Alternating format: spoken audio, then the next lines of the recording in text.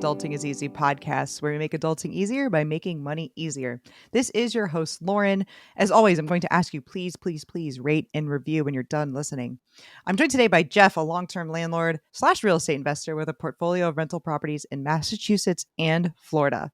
He enjoys being active in his community, coaching youth sports, and is also passionate about his work inside of the Fraternity of Excellence, helping men find their strength. Jeff has lived in Sarasota, Florida since 2019 and is happily married to Rochelle and has 2 wonderful children. Thanks for joining me, Jeff. Thank you for having me, Lauren. Excited to be here. Me too. Always excited to interview a fellow Floridian. I hope it's okay if I call you that. Absolutely. I'm definitely full-fledged Florida now. I love it here. Before we jump in, let's talk about property management software that's different. So software in and of itself doesn't really solve your problems. That's why Hemling's Property Management provides 24/7 repair coordination. That's right. Use your own service professionals or tap into their licensed network. Second, many of you are investing out of state. Hemling connects you with licensed leasing agents and other tenant placement services to help you find the right tenant. And third, Hemling is ranked number 1 by Gartner with 4.8 on the reviews. So they're legit. Visit www.hemling.com and don't forget to mention that you heard about them from Adulting is Easy. Hemling will dramatically improve your property management. So our goal for today is to make adulting easier for listeners by discussing a personal finance topic, since managing money is a huge part of adulting. So Jeff, today you and I are going to talk about self-managing real estate, among other things. So how many units right now are you currently self-managing? Right now, I have 87 units and I manage them all myself in both states, Massachusetts and Florida. That's pretty incredible. And how are you able to keep track of all that? So I lived in Massachusetts for the 20 years prior to when I moved to Florida, and I was self-managing, and all the properties I bought were within a half an hour maximum of where I lived. So as I grew a little bit bigger and had more units, I had better relationships with contractors. And I developed one especially good relationship, and I trained him how to do property management for me so that when I moved to Florida, he was able to step in and do it for me. So I don't have a property management company. I have a guy who I trained to manage the properties. And does he have his own properties as well? He does not. No, he just takes care of mine. He's a carpenter, handyman, and just was willing to let me teach him how to show the units, sign the leases, interact with the tenants, take the calls directly, that kind of stuff. Very cool. So how did you initially get into real estate? I wanted to have some money. So I looked at people that were doing well when they were older. And, I kept on seeing, the real normal guys, the simple guys, the guys I could relate to that were also successful. So many of them were in real estate. So I went and I started reading about it, and I was like, I got to try this. So I dipped my toe in the water, and I flipped the house, which I think I broke even on it, but it was a good learning experience. And then I did buy a 4-family property in 2008 that I still own today. And that's what got me started. So are most of your properties multifamily? I have a hodgepodge between single families, multifamilies, condos. The biggest thing I own is 6 units, and a bunch of singles, and 2 families, 3 families, a few 4 families. Got it. Okay. Well, we have that in common. My biggest one is a 6-unit. That one's an interesting story. I actually, I didn't plan on buying that building. I bought a condo in that building, and then I bought the additional 5 to complete it, one at a time over year by year. So how does that work? So they're no longer condos. Like, do you get to call that an apartment building? Is there anything that changes when you do that, when you buy everything in one building? They are still condos. Like, if I wanted to sell them off piece by piece, I'd have that option. But after I bought the second or the third, I took over the HOA, and I wanted to kill off the HOA because it was kind of a pain in the butt dealing with the other owners. So when I got the last one, I was able to, stop running the HOA. Mission accomplished. That's interesting. We talk sometimes in real estate investing about HOAs. There's a ton of talk about it in short-term rentals, of course. And there's one way to do it, everybody. Just buy the whole entire building and do away with it. I'm trying to do the same thing down here. I've got 19 condos in an 80-unit building, and that'll be my rest of my life's work to try to get the other 61. I was going to ask you later on what you have planned next, but I guess we can get into it now with that. Is that really do you really want to do that? Or are you looking at other stuff? Are you still doing deals? What's the plan? I mean, I would love to do that. The price will have to be right and stuff. I usually I go in the direction of the best deal, but the other thing to consider is ease of management. I'm not trying to really work myself to death. So any unit I buy in there is a place I can put cash. I'm already managing it. I already have a guy on site that lives there. So it's easier. I would take a slightly worse deal to buy another condo in that complex than to get a slightly better deal a few miles away. So did you know pretty early on, once you bought or did that first flip or bought that first quad, did you know I'm going to do a lot more of this? Only if it worked. I was like, this looks like it's going to work, but I don't know if these people are going to pay me money. I don't know if the tenants are actually, going to be a huge problem like people warn you about, or if it's going to run smoothly. So I like to dip my toe in, and then if it's working, I dip my toe in further. And then once I saw it was really working, I jumped all the way in. And looking back, the timing was very fortunate because I was in the GFC and things got very, very attractive. Yeah, absolutely. That great financial crisis. So, how long did it take you to know that it was working? Either time or how many deals? Just a few months. I mean, once people were paying me and like I was there and I interacted with them, once I get my hands on something, I understand it a lot better. So, once I was immersed in it for a few months, I knew I was going to do it again. And then once I did it a couple times, as soon as the deals became attractive, I bought a five family for 185,000 back then that was renting, 4,500 in a good area too. So And you were in Massachusetts at this point, right? correct, Central Massachusetts. Okay. So, how long did you, it sounds like maybe, if I'm doing the math right, did you build your portfolio there for 11 years? Give or take, yeah, yeah. I'd say 11 years. And so you decided to move to Florida. Is that when you started training your handyman slash carpenter? Or did you start doing that along the way before that? So I wasn't doing it intentionally, but I was doing it a few years prior by just, if I'd leave town to visit Florida and I'd be gone for 2 weeks, I'd be like, I have this vacancy. Can you show it? And he'd show it and it would get rented. And I didn't realize I was training him for the future because I didn't even know I was leaving at the time. But in retrospect, that's how it went down. What did make you come to Florida? Quality of life. I just loved it when I came down here. I'm not a huge fan of the cold weather. I've had enough of it. And that was part of it. Another part of it is, opportunity. I saw that the real estate market was always primed to explode. And I think it was just employment holding it back. But, once work from home started, we all took off. And I kind of saw that before it happened. So I wanted to get down and immerse myself in it. And yeah, I'm sure we'll talk about the difference between managing properties in Massachusetts and Florida, but it's a lot easier to manage properties in Florida from a legal standpoint. Yeah, let's get into that then. What is the difference? They actually care about property rights in Florida, and in Massachusetts, if you're a landlord, you're really not treated very well by the court system. Over and over again, the message I get when I go to housing court is stay out of here if you're a landlord. Make sure you do whatever you can to appease someone, even if they're stealing from you, to avoid showing up in my courtroom. How many times have you had to go to court over an eviction or other things like that with tenants? 50, 100, I don't know, many, many times. I'm in there this Thursday. This Thursday in Florida? No, in Massachusetts over Zoom. Wow. Okay. This is actually maybe the worst tenant as far as I've never had 5 months owed, but she was a paralegal, so she actually knows how to work the system a little bit. And Sure, she does. yeah, so So we'll see that's what the happens. worst. So that's the worst that you've had is 5 months. Yeah, I've never had someone take me for more than 5 months. 2 or 3 maybe here or there, but most people are good. And if you interviewed, 1,000 tenants, I'm sure 975 of them would be like, Jeff's a good guy, he was fair. But 25 of them will tell you I was bad. I don't know. So you've had to already go to court though in Florida. I have not had to appear in housing court. I've had one eviction, and that was only because the guy went to jail after. So he was completely MIA, wasn't paying rent, and we had to get possession of that property back. Mm-hmm. So here in Florida, you moved here in 2019. Had you already been buying properties on your trips down, or is that when you started investing here? No, I would always look, and I always wanted to, but I've never bought a property that was more than a half hour from where I lived. I want to be able to touch it, and I want to be able to manage it myself. And I've never been able to do the long distance thing. Except for Florida to Massachusetts, but not 1 hour away in Florida. Yeah, I mean, well, I've only bought one property in Massachusetts since I've left. The rest, Yeah. it was all living there when I bought them. Yeah, got it. No, I'm just giving you a hard time. That definitely makes sense.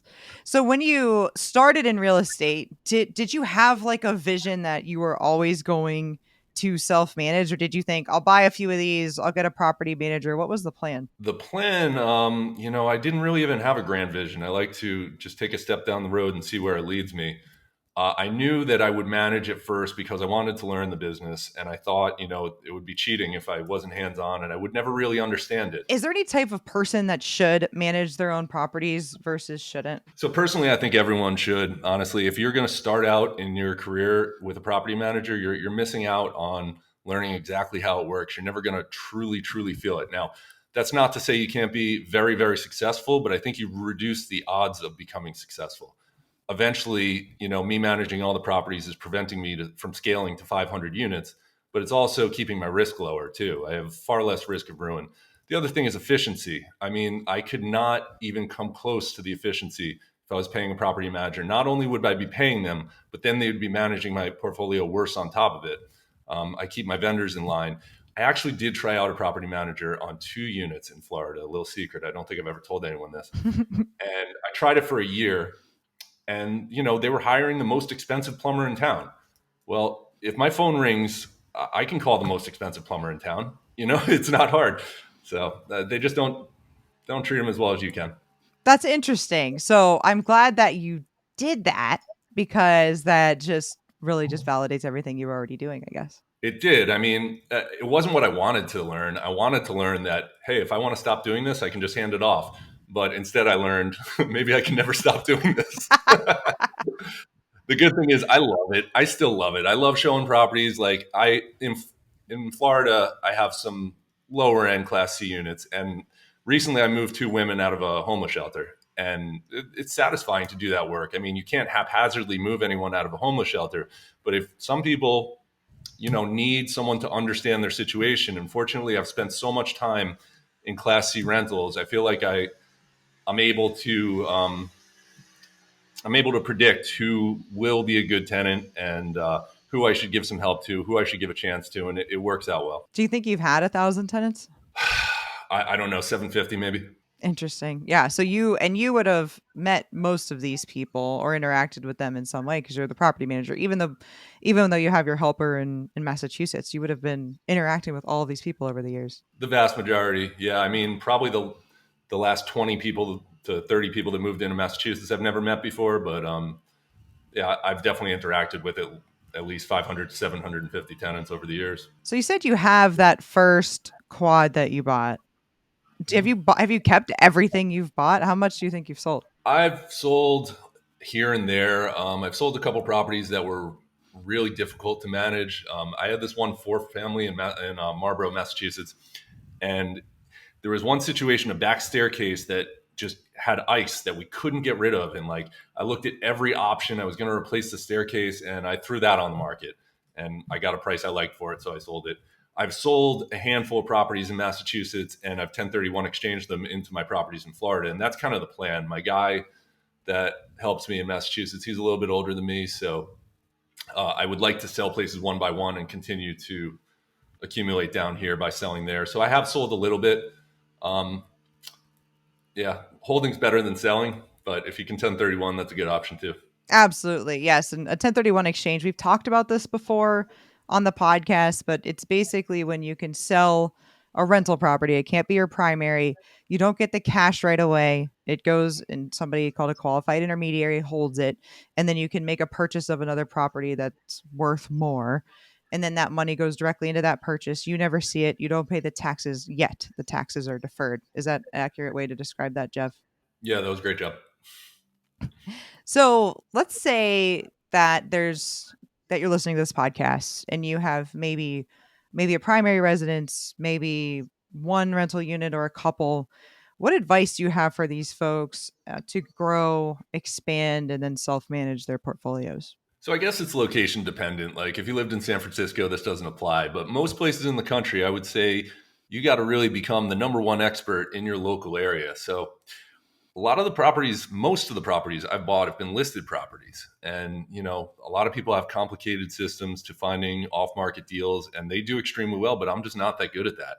So what I do is I just know my market and my surroundings extremely well. I know what things will rent for. And when I see something mispriced, I buy it. So I keep my eyes open and I look every day, and then I'm ready to act when it's time to act. It's very similar for us here. Not that we have anywhere near the portfolio that you do. However, we've bought everything that's it's always been on market, and it comes on, day one, and we're like, dang, that's a good price. Let's get on it. And that's something that sometimes we lose them, right? Because, we were coming in with a financing deal, we didn't have cash or whatever. But I always pat ourselves on the back when stuff like that happens, even if we didn't get the property. But I'm like, we recognized it. We recognized a good deal. We recognized an opportunity. So that's something that I totally, totally agree with on you there. 100%. Yep. Got to be the expert in your local field. That's my motto. So I bought my first house during the great financial crisis in 2012. My primary turned it into a rental later. You started in 2008. I can hear people figuratively listening to this right now, and they're saying it's not 2008, Jeff. It's not 2012, Lauren. How can Mhm. you get started in 2022, 2023? I mean, one of the best deals I ever bought was in 2020 down here in August of 2020, coming out of the COVID, lull. I bought a single family for like 165 that's worth over 400 right now. And it's just because I didn't know if the bottom was going to fall out and people weren't going to come to Florida ever again. But at 160 for a 4-bedroom, 1-bath house near Siesta Key Beach, I'm like, I'm pretty sure I'm going to be able to rent this. So I acted. Who knows what the next thing is? Who knows when cash flow is going to present itself? So I'm not even looking for, is this the best deal in the world, like appreciation wise? I'm always looking for what cash flows, what can I sit on for a decade, and then things take care of themselves, really. Yeah, I think that's really good advice. How do you get past these ideas of there's a lot of fear mongering right now. Are we in a recession? Are we not in a recession? What's happening? Is the Fed going to keep raising rates? Is the Fed going to drop rates? What's going to happen with inflation? How do you tune out the noise of the overall economy and act anyways?